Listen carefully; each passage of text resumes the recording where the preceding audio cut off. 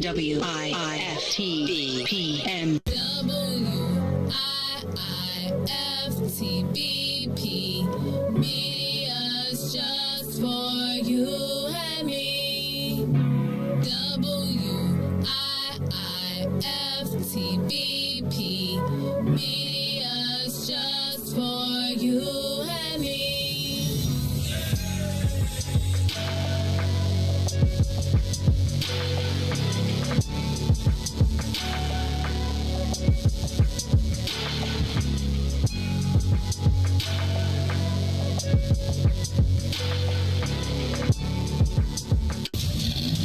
Monster Jam. Coming to Allstate Arena September 17th through 19th. Brought to you by BKT Tires. Visit monsterjam.com for event details. You have to see it live, so get your tickets today. Shop at Black-owned and operated Solo Beauty, where you are appreciated and respected. Located at 8158 South Cottage Grove, Solo Beauty can supply all of your black hair care needs. Solo Beauty is open from 11 a.m. to 8 p.m., Tuesday through Saturday.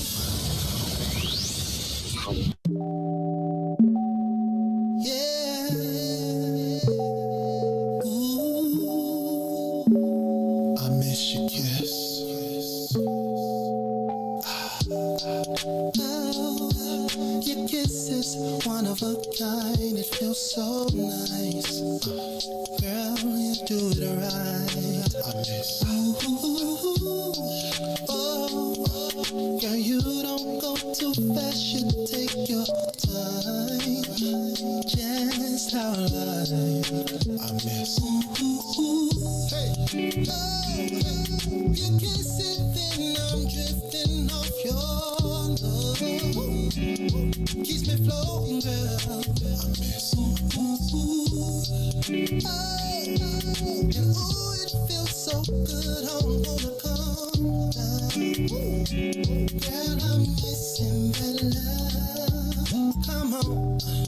Ooh, babe, I'm missing all those kisses. Baby, bring those lips to me. I'm missing all those kisses. Baby, bring those lips to me. Come on. When you're not around, girl, I'm weak. I swear I be hearing things. And if I cannot have you, girl, I'm feeling. Oh, that's such a talent you bring. Yeah. Oh, and it's too long. If I can hold you in my arms, if I can find a real good love. Ooh, that kiss is a drug to me. Baby, your kiss is all I need. Come on. Ooh, it feels so good, baby. Oh, come on. Ooh, baby, I'm missing all those kisses. Baby, bring those lips to me. I miss it already, girl. I'm missing all those kisses. Baby, bring those lips to me. I miss it already, baby. I'm missing all those kisses. Baby, bring those lips to me. Oh, baby, I'm missing all those kisses. Baby, bring those lips to me.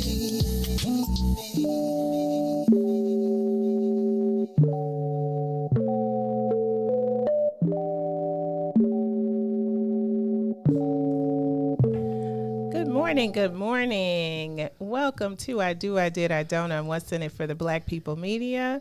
This is Tasha Napper here, and I am sitting with my special guest today, Dr. Octavia Altheimer, and we are going to have some conversation. We're going to talk about why we don't talk about it.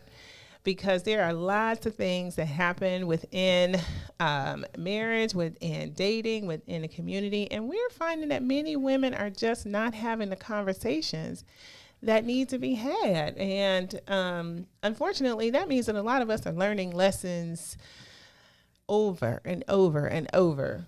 And we don't even have to, because we have our sisters that can really help us to get through some of this stuff, but we're not talking about it. So we're actually going to have some conversation about that.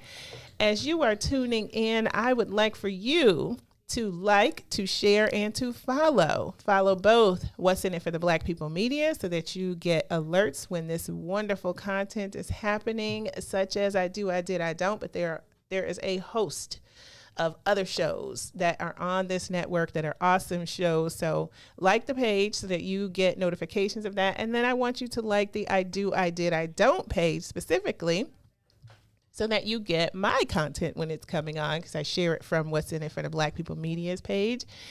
And we all know someone who can benefit from these conversations. So share. I want you to take a minute and share this broadcast with those in your network, with other groups that you're in, so that folks can have this great information that we are sharing on I Do, I Did, I Don't. And so let's talk to Dr. Alzheimer so she can tell us about herself. She is, as she calls herself, she's a Renaissance woman. So it's hard trying to develop titles sometimes or get the titles right for folks, because she is a professor, she is a consultant, she is a community advocate, and so, yes, Renaissance woman. Absolutely, I'll take that. Yes. So why don't you tell the audience a little bit about yourself, because Absolutely. I know there are so many different parts of you, but let's give them a taste of who Dr. Octavia Alzheimer is before we dive into this conversation. Oh, sure thing. Well, first and foremost, I'm a lady. All right. I am a woman.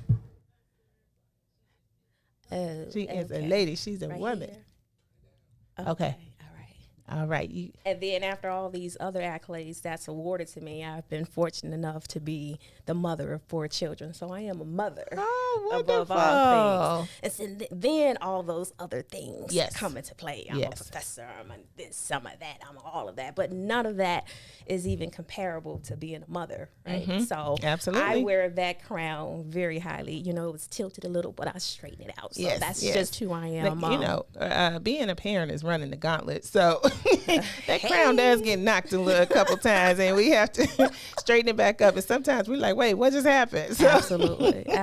But it is amazing. I did not realize that you have 4 children. I do. And you look absolutely fantastic to be a mom of 4. Hey, that's what we do. Those great genes. Yes. Black don't crack gene. No. All right. No. So what else would you like the audience to know about you? You are a lady. You are a mom. I am doing that. a fantastic job. Thank you. And I'm here because we have issues that I think as a community we don't address. Mm-hmm. And so you and I getting together, you know, this think tank of what it is we want to talk about and what there's lacking in the community, or taboo, if you will. So I am one, or proponent for women. Yes. Most importantly, Black women. Amen. And I think that we really need to be in tune with each other and be factual with each other and stop operating in silos with each other, because guess what? You hurt, it's not any different hurt that our ancestors have gone through. So why are we covering these things up independently? What is the problem, right? Yeah, we have this history of not talking to each other, of being scared, one, and you know, a lot of that is rooted in history and why, so it's understandable. But today we're doing the same things, and we don't necessarily have to. We have to support each other, and we have to do that differently and in a much more deliberate and strong and unapologetic way, and a real authentic way of supporting our sisters, so that we don't continue to just kind of have the same things happening that are happening. And so I'm really, really glad that we are able to have this conversation. And I think this conversation is going to continue. Absolutely. Not just here. But what are we talking about? What kinds of things don't we talk about?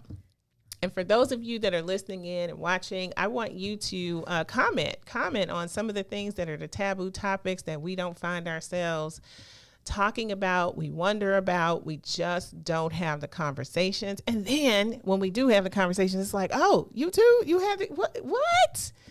So one of those things we don't talk about, because this show is all about divorce, right? And it's not, I shouldn't say all about divorce, but that's sort of where it stems from, right? Absolutely. We get to the I do stage of getting married. This I did stage where we're sort of like, I don't know if this is working, might be separated, trying to work through it. And then the I don't stage where we are divorced or divorcing and then divorced. And so in the process, for me personally, I found that there was a lot of information that I lacked and didn't have. And I think sometimes people are scared to talk about it because they don't want to sort of put that on you. Like we don't want to name and claim divorce. We don't want to feel like we're damaging our our friendship or our relationships. And so they see dysfunctional things happening within the relationship. They see the toll that it's taking on the friend, the other person,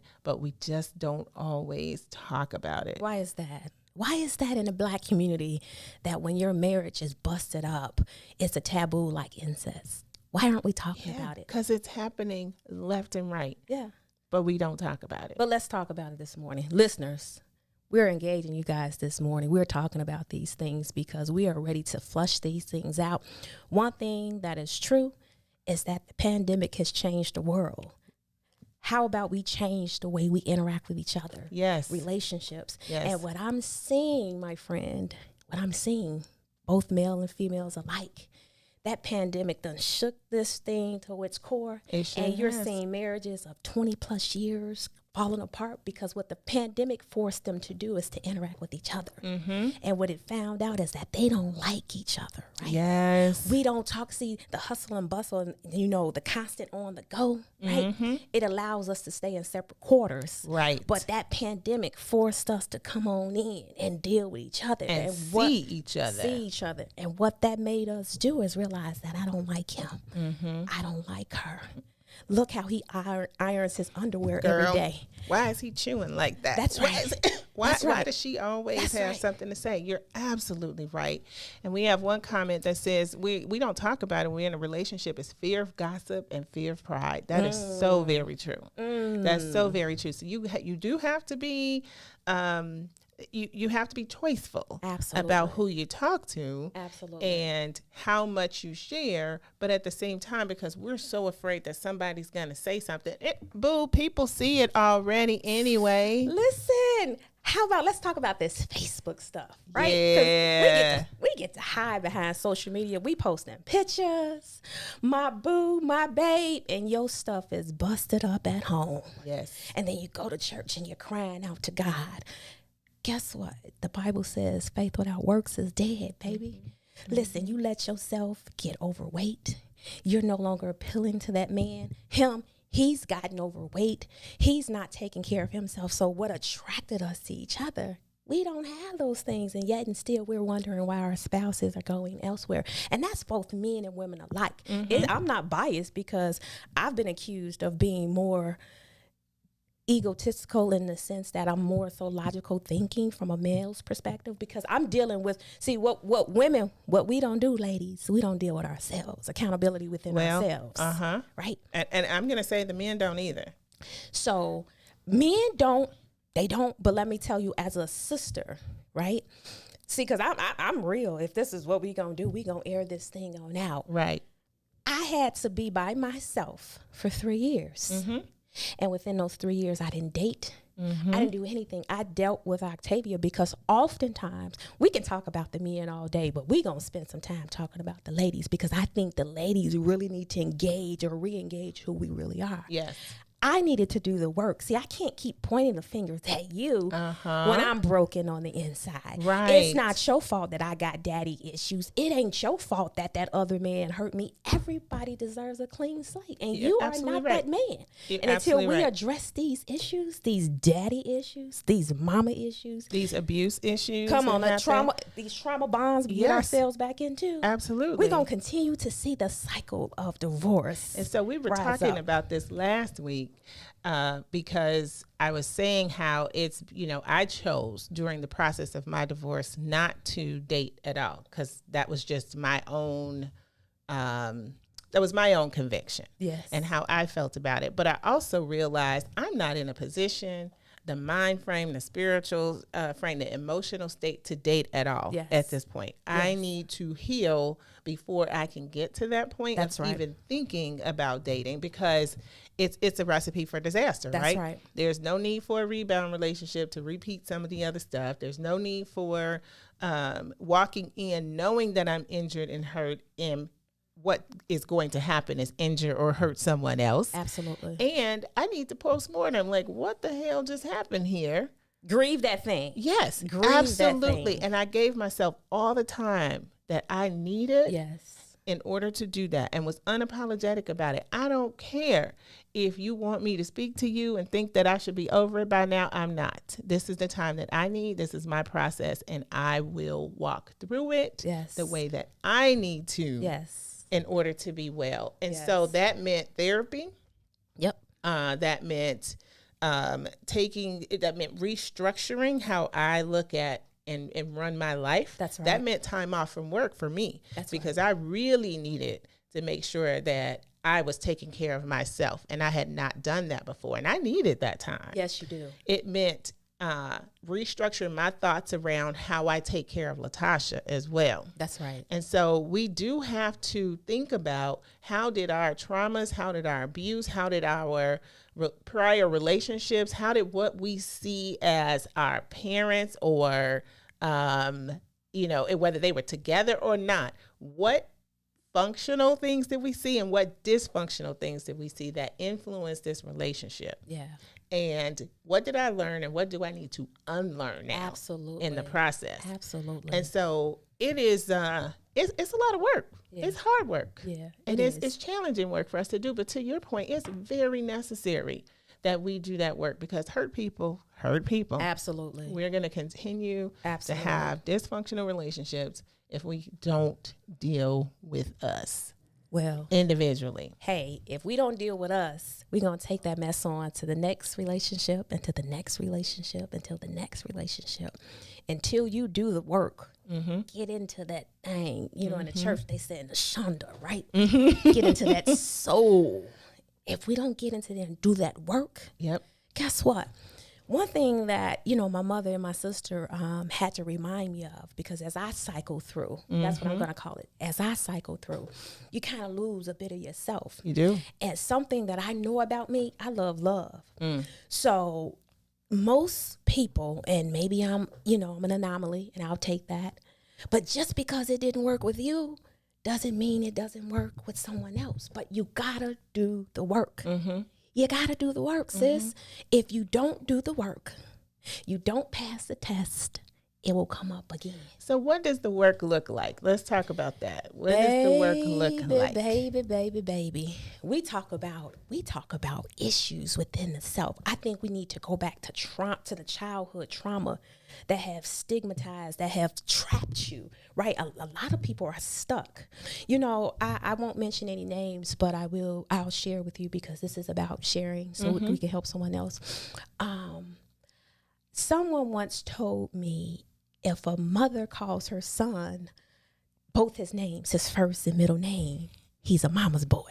Well, we had a conversation about that a few weeks ago, too. He a mama's boy.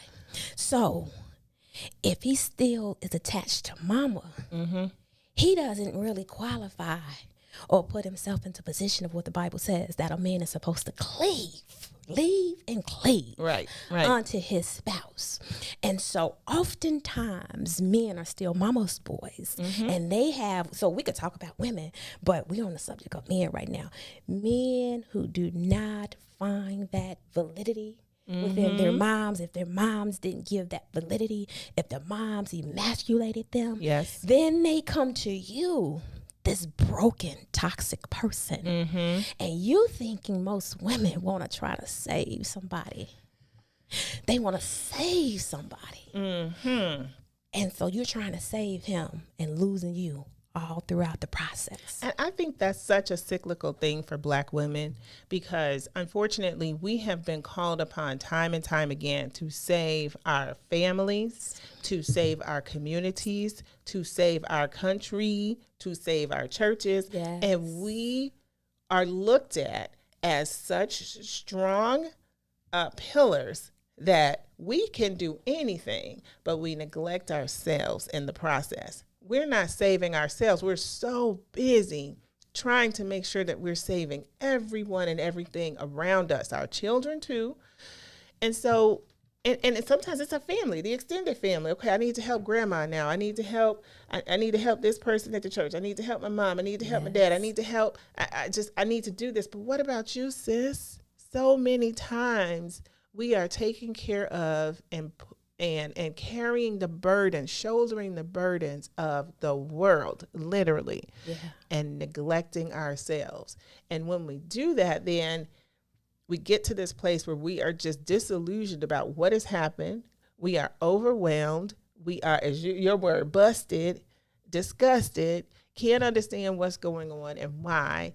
And we haven't realized our role in that. And it's so countercultural. It has to be so deliberate for you to take care of yourself. Yes. And we're often told when we do that, we're selfish. I remember having a conversation about this, about why others should be before me. I'm like, I can't take care of other people unless I'm well, or I take care of myself. And so we get to this place then where, well, so first, let me just, I'm gonna land this plane, but let me just kind of walk through this, right? Later. Because first, we have to realize, one, the dysfunctionality in our thinking. Yes. And our behavior. Yes. Right? We intellectually, sometimes cognitively know that we need to take care of ourselves, but we still don't do it. We still repeat all the patterns that we've seen, and it is so easy to do, but it's so hard to break that and to do something different, because we have constantly been told, constantly reinforcing everything, that we're the saviors almost. Is what essentially is being fed to us, and we need to self-destruct in order for others to be well. I need you to stay there in that vein for a moment, because you said something that resonated within my spirit. And you say we don't take care of ourselves. And it leads me to for this to come up to the surface, is that Black women are the only unprotected species on the planet Earth. And endangered. Endangered. We are. And so we're taking care of everybody else. Yes, we are. We're neglecting ourselves. And what we now have been pushed. You know, I was just having this conversation with my 24-year-old son last night.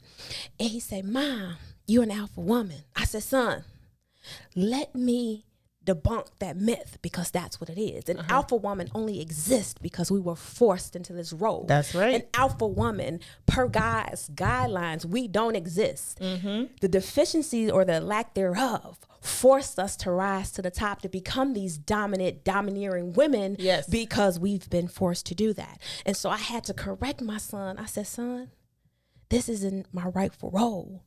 This is a role that I'm forced into. And until he comes and show himself, he say, well, what do you say, Mom? What are you saying? I said, well, do realize, son, I'm not going to go down on a sinking boat. If I see that you're not a captain of our ship, what I will do is I'm going to jump into another boat, or move you to the side, girl, jump into another boat and row us to safety. Now, if you want to sink and swim or sink, I'll let you. But for me and mine, I'm going to row us home to safety. Okay. So let's keep with that, because that is exactly what happens. Yes. And it's what happens in marriages often, when we try to step back. We try to allow the man to lead, but there is a leadership vacuum. Yes. And when that leadership vacuum is there, we are going to step in to fill it. That's right. Because we're not going down with a sinking boat. That's Remember, right. we've been taught and told we can save any and everybody. That's right. So we are going to do whatever we can to keep that boat afloat. If that means that I'm sitting there, that I need to try to plug the hole, if I need to just keep going with buckets and getting the water out and pouring it up, that's what we're going to do. To our demise, we will do that. Ooh. Ooh. And so you have plenty of women that are in relationships that they know, in marriages that they know are not serving them, are not just not serving them, are killing them. And they are still feeling the need to save it, even though it's killing them. And part of that is, well, we've been taught by the church that this is what we have to do. Part of that is that we've also, we have taken on that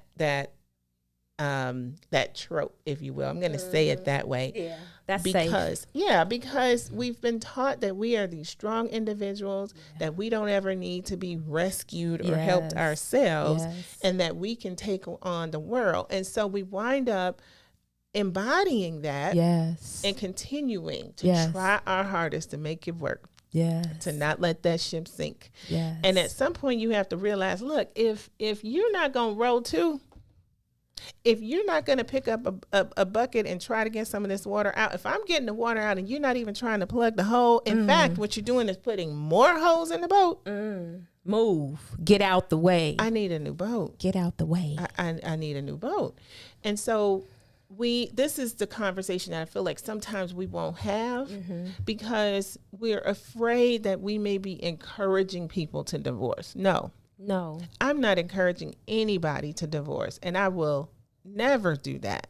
What I will do is to try to reflect what I see. Absolutely. And to encourage you to think about what you need. That's right.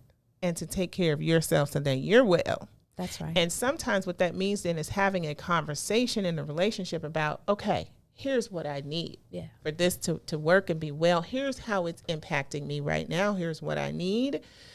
And sometimes we got to work through that with each other first, because you can't say everything to the spouse sometimes. It's some things you can't unwind. Once it's said, it's out there, right? That's right. So sometimes we have to have a safe space. That's right. Where I can go to my sister friend and say, here's how I'm feeling. I need to have this conversation. I think but I'm not even sure I need to have a conversation yet. I'm just feeling like this. And your sister friend helps you work through. All right, you're feeling like that. What about this? Have you had this conversation? Do you feel like you can have the conversation? Well, let's talk about what do you need? What would you say? How do you say it? Let's plan this thing out so that you can have a productive conversation about what you need to be well in the marriage, what the other person needs to be well in the marriage, and how you're going to walk there together so that it works for both of you. Well, most importantly, it's called the unveiling. And until women are ready to unveil themselves and become like purely unadulterated, naked with themselves, they're not going to do that. See, if you're not dealing with yourself, how can you go to your spouse and tell them? One thing I get caught up or trumps me when I hear my girlfriends talk is that they want their man or their husband to be a mind reader. No one's a mind reader. Right. Do the work. And here, I probably should put it out there. I'm actually bringing a couple of women together because I am writing a book. I think it's imperative to kind of flush this thing back out, to bring it back home. But I'm bringing together a group of women so we can have these more intimate conversations. And when I say intimate conversations, I'm talking about the seasoned veteran women, because what we've lost is a sense of who we are, period. So when we're in a room, you're looking like you got it all together and you broken and you dying on the inside. Girl, and back to your Facebook, because we curate our lives on Facebook, my goodness, right? The curation is happening right there. Everything looks like it's fantastic and wonderful, and sometimes it is, but sometimes it's not. But, we choose what we show to the rest of the world on Facebook. If I took a poll, I just saw something this morning coming over here. I just was laughed and tickled. I know a couple and their stuff is busted up, and they were at an event and they were hugged up, and I'm like, oh dang, we was just ballroom dancing and your stuff. I mean, like, what are we doing? But it's trying to save face. Why are we saving face when we are broken and we hurt? Why can't we, as an ethnic group, like really work within our issues so that the next generation don't continue to pay for our sins. Why can't we do that? Why are we bringing generational things? Break that curse. Break that thing. And so since we don't do the work, we gonna keep it together. What they say, mom and daddy gonna stay together. And so we show them dysfunction. And shame on me because I didn't want to show my kids dysfunction. And so I am not proud to say that I've divorced my husband, and I'm not going to air my business, but rightfully so. But I would not show my children dysfunction. How can mama and daddy stay in the same house in a sexless, loveless marriage? I'm not doing that. So now I'm telling my kids that it's okay for me not to make love to my husband, not to be affectionate to my husband, that the day-to-day picking up kids, going to do this, that's life. That I have one daughter. I have 3 sons and 1 daughter. And I love all my sons dearly. But my baby girl is who I'm pulling up in the ranks. So she will see, you know, mom ain't perfect, but you can't do this. Right. Loving, caring, because I'm very affectionate. Like my energy is just massive, right? And so if you are that guy and we together, they gonna see mama loving on that man, right, hugging on that man. And if they don't see it, then they realize there's something wrong and some dysfunction here. What's going on? That's right. But how often, and we don't have to discuss it, right? How often do you see your girlfriends affectionate with their spouse?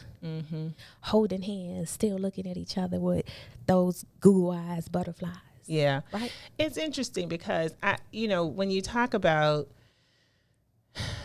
the dysfunction that we teach our children and we pass forward, I think part of that is definitely what we're modeling, right? Yes. But we also don't talk about what we've modeled and the mistakes that we've made, so that folks understand I made this choice for this reason. Yes. You may not have to make the choice. So before, women would make the choices to stay through abuse, through, fathering other children, all kind of nonsense, because they weren't able to support themselves. Come on. And they had children. And so they needed to make sure those children were supported. Well, stay there. So in a marriage, right? Because let's flush this thing out. Women are leaving their husbands. Abuse is in a category by itself. Yep. But women leave their husbands because of infidelity. I get it in its totality. But let's talk about financial infidelity.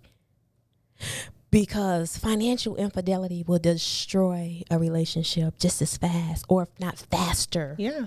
Than the actual infidelity, the sexual piece. And I think oftentimes women or men, when we talk about infidelity, it's the cheating aspect. Well, let's talk about those finances and how it busted up, and you're financially irresponsible, and it's caused such strain on this marriage that it caused it the demise of it. One of the major things that is a cause of divorce is definitely finances, and like you said, you categorize it as financial infidelity. That's right. When we'll talk more about that.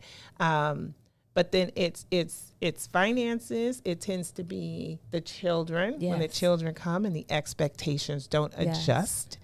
And it's other people. That's right. Other people. That's right. That are somehow, introduced knowingly or unknowingly into the relationship. That's Generally right. It's unknowingly. We are going to take a break. We have been going, and I think this conversation, our time is like flying. So we're going to take a quick break for a couple minutes and then come back on the other side, and we're going to hit this topic on financial infidelity. Absolutely. Again. So stay with us, like, share, follow, and we'll see you after the break.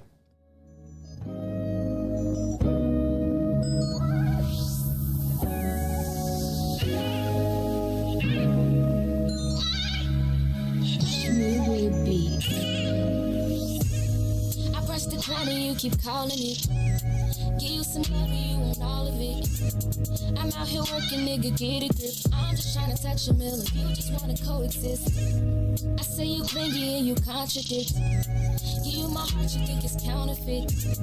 Give you my word and you won't trust in it. What's the point of loving me if you don't know what trust is? I need the ease you give now. Please don't back down on me. I know you've got the attention I need. Put your pride aside for me. Oh, 'cause I need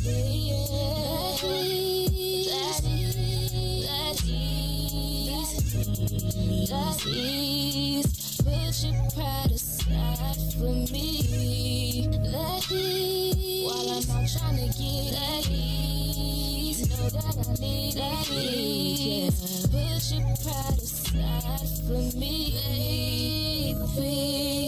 You're insecure, it's driving me crazy. I'm trying to get it and you keep on saying you know my love is never enough. I put up with you for too long, now I'm over it. You want affection, I need money, I'ma call it quits. That ease, that ease, that ease. Put your pride aside for me. That ease. While I'm trying to get it, that ease. That ease. Put your pride aside for me. Put it aside, put it aside, put it aside, put it aside, put it aside. Put your pride aside, put it aside.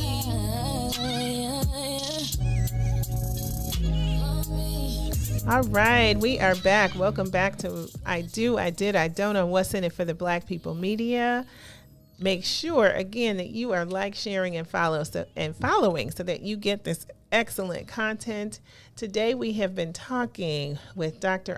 Octavia Altimer, and we are talking about why we just don't talk about stuff. Why do we have to learn the same lessons? Why are we repeating the same things and bringing the same traumas and continuing dysfunctional behaviors? Because we're just not having the conversations. Lots of reasons why.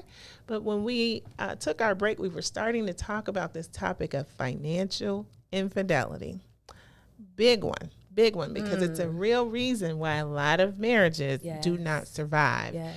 And so I want to pick up with where we were going, and let's just talk about this thing around financial infidelity. So what does financial infidelity look like? Girl, we ain't even got enough time to flush this thing out. But I guess a brief synopsis would consist of, if you are lying about the money, if there is no accountability about the money, and that's on both ends, right? Accountability. And I don't expect, here we are living on the second half of life. I don't expect any two grown people who come together to disclose your entire financial picture or life to each other. However, there needs to be somewhat of a transparent picture in marriage. Right. Second half of life, at this juncture, I really feel like your assets are your assets and mine are mine. Right. And when we come together, we can pool some stuff together and whatever we get. But what it is what it is. But if you come to the table and it's disguised and you are busted, and when I say busted from a financial perspective, because we have to renew the mentality. Black women, I'm talking specifically to you. We have to renew the mentality that just because he has a job, that's enough. Yeah. That's not enough. See, because I know men that have been on their jobs 20 plus years. That don't have anything that to show don't for have it. anything. Yet and still, ladies, the new hustle is he'll live off of you. And because Black women, we lack patience, but we tolerate a lot of stuff. Yes, we do. So we're going to tolerate him because he got a job, a good government job that he been on for the past 24, 25 years. Which means he got a pension. He got a pension. And he got that, but he ain't got nothing. He don't have any assets. No assets. No discipline. No, if you had some discipline, you would have some assets. You would have something. No vision for where he's really going in life and lining up his finances to accomplish that. Yes. Yes. So we are accepting of that sometimes. And then when we get into the relationship, and we can't get him to line up to, here's the goal we're trying to achieve, because that's not been his practice. It's not been his practice all the time. And it wasn't before you got married, but somehow we missed that. Red flags. Red flags. We miss, or we ignore it. That's right. So we didn't talk about financially how we operate. We didn't see the credit reports. That's right. We did not understand fully. And now that we're in the marriage and you're like disillusioned by what you see. Yeah. But let's take it a step further. When you're dating, the signs are there, right? So my philosophy is this: you date me, I date you, right? And women, again, we got to kind of break out of our cycles. Like, I don't spend my money. No, you show a person how to treat you. That's right. So I'm going to date you. Girl, I say that all the time. Right? Yes. So let me date, you going to date me, and then I'm going to date you. And I'm going to see how you date me. That kind of flushed out some of these things of how he is financially. Because if I go back and I remember how my ex dated me, it was no equal. It was so out of bounds. We dated from two different perspectives. And what I do, I made excuses like, oh, well, he doesn't make as much as I make. Come on, man. We on the second half of life and you're older. See, maybe older men, I don't know what it is with my life, but right now I was dating older men. And so if I'm dating you and you're an older man, I am looking for certain things. You should be able to teach me as a 45-year-old woman. Teach me, learn me some things.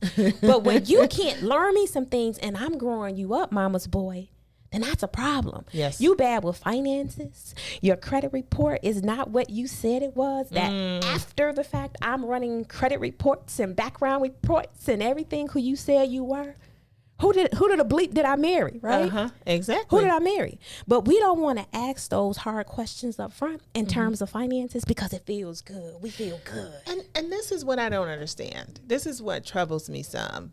And I get it. It's hard to have hard conversations, right?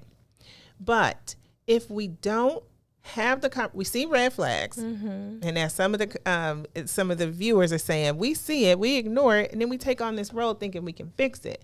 But what we won't do is have the tough conversation. It's those tough conversations to me are things like, I want to see your background report. I need to know if you have been jailed for any reason. Yes. I need to know if you have a warrant out for your arrest. Ooh, come on, any of these things. Have you been in trouble with the law? Yes. I want to understand that. DUIs. First. You got any DUIs? Right. But here.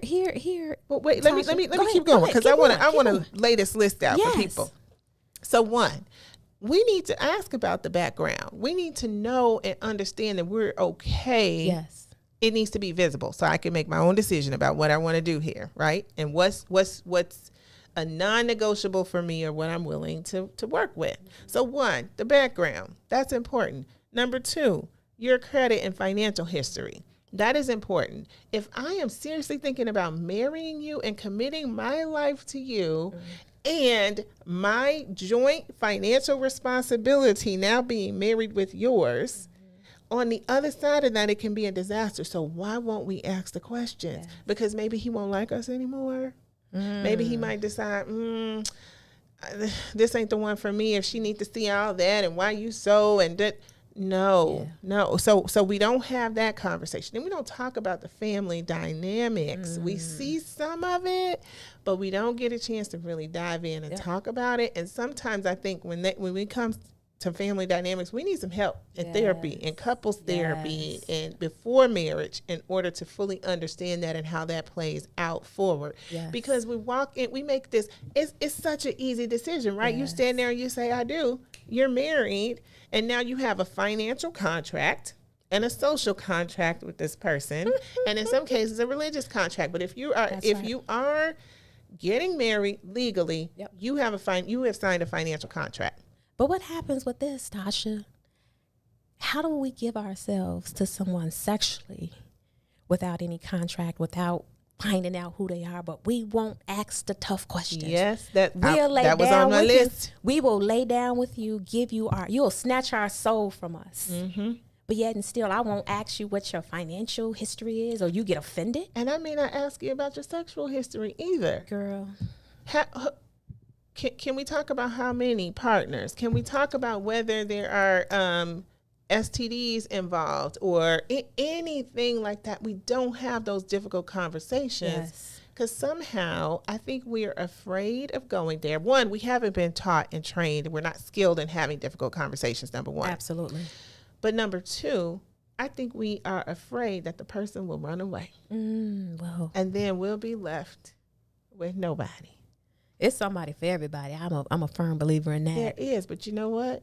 If you're gonna run from a conversation like that, you're not the one. That's right. Anyway. Well, we play ourselves so short these days, and I think to get to where we're trying to go, Black women, we need to renew our mind, right? Everybody want to be happily married. Bobby Womack said the best thing. He said everybody wants to be loved. Yes. Everybody is looking for love. Yep. And if you hear a person say they're not, they're lying. Everybody wants that. And if you want that, sis and brother, we got to do some work. We got to do the work, because I promise you, in doing the work, my girlfriends ask me all the time, they're like, oh, the men love you. No pun intended, okay, brothers, because I'm getting kind of like some pushback, because as a single woman, I have told single women, you should be dating 2 to 3 men. Period. And the seasons has changed. I said switch them things on out, like the seasons, right? Maybe it's not applicable. And the brothers are upset with me, but I think in order for you to get your best, you need to go out and live your best and stop putting all of your eggs in one bucket because a guy said he likes you or he makes you feel good on the inside. Because you have to understand what you like. And in order to understand that, you need to have some experiences. Now, I'm not saying to go out here hoeing around. Ain't That's nobody not said what I'm saying at all. But guess what? If you do, you can hit the whole reset button at any time. Now, come on, stop. But I am saying, like, have some experience. That's right. It's like you tell a student going to college, go. You don't have to declare your major. Try some things. That's See right. what you like first. That's right. And many of us lock in to that one person because we've determined we like them. They got a good job. They said they like us. They, look how he take care of his mama. And so now we've locked in, not fully understanding who we are as a woman and what we need and what we want, because we don't even have the experience of having men treat us well. Oh my goodness. We don't oftentimes know how to be treated well. And I'm going to put myself in that category because I did not grow up as a young girl seeing the men in my family and in my life treat their women well. And so what I learned, and so then we have the women who have to fill in the leadership vacuum, right? And so I learned very early, if you're going to get something, it's up to you to go get it. That's right. Don't depend on anybody else. My grandmother always says, God bless the child has got his own. That's right. And I grew up hearing that from a very young age. And so I understood that if I'm going to have something in my life, that it's up to me to make it happen. That's right. And I cannot depend on the man. I know how to change my own tire, because if my car runs a flat, I need to be able to take care of myself, because there's not always a man there to help you do it. Yes. And so in some ways, men like that, right? Because they don't have to worry about you. But then in other ways, when you are holding them accountable and saying, okay, bro, what's up here? We said this was the goal, that we were going to do this, and I don't see you stepping up. Yes. Then it's problematic. See, I want you to submit. I want you to, be that very feminine woman who needs to be rescued in some instances, but then not in others. And I think there's a place for it, right? There's a place for the femininity. But like you said, many times we've been forced into that leadership role where we've had to take on more masculine responsibilities. That's right. In order for our lives to work. Yeah. And we've done it, and we've done it well, I will say. Yeah. We've done it well for the most part. But I don't think there's a woman in this world that truly wants to be in that position. No. I'm ready to throw this back. Take it. It's not mine, because the Bible talks about everything is being out of order, right? So the Bible tells us that men, love your wives as Christ loved the church.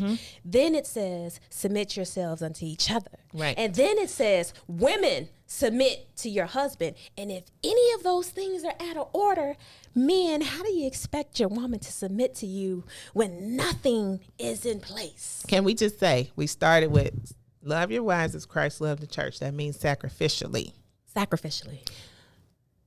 Submit to one another. I'm so glad that you right. got that. We didn't go That's right. straight to the wives, submit to your husbands and That's respect your husbands. All of that, like there's a hierarchy of how this works. That's right. And if those things are in place, then it's a lot easier to get to the place where you can respect and submit. That's right. Because you're handling the business. You are loving sacrificially. You are doing what it takes to take care of your family, your wife. That's right. And it becomes a lot easier. Yep. It does. But when you're not doing that and you're chilling, you're laid back and letting her do just because you know that if you wait long enough, she's just gonna do it. Yes, you lose respect. You lose some respect and you lose that submission that could be rightfully placed. I don't think it's wrong to submit. No, absolutely. But I think the way that many men think about this thing is all wrong. Yeah. And to have a man tell me, and I just laughed thinking about it as I just was hearing you talk, don't be no sucker. Don't be taking care of no man. I just laughed. I said, he mad because I treated you good. And now you're mad that I'm going to treat the next. When he said that, I scratched my head. I said, well, why would he say that? I'm not a sucker.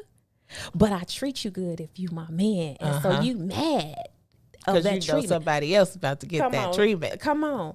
But we until we continue to have these conversations within our community, guys, in all honesty, it's going to be a vicious cycle that's never ending. We have to continue, like we're talking about the COVID, like we're talking about our kids going back to school. We have to continue to talk about the breakdown of Black relationships and how do we build them back up, because we are deficient.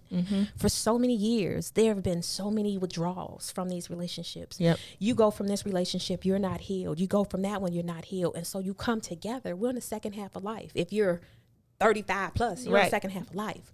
And so in order for you to be able to get that thing right, we got to have these conversations and hold each other accountable. See, because if real men were holding other men accountable, all this mayhem wouldn't be able to happen. Can you say that? Yes. Can you say that? If you can't say amen, say oh my.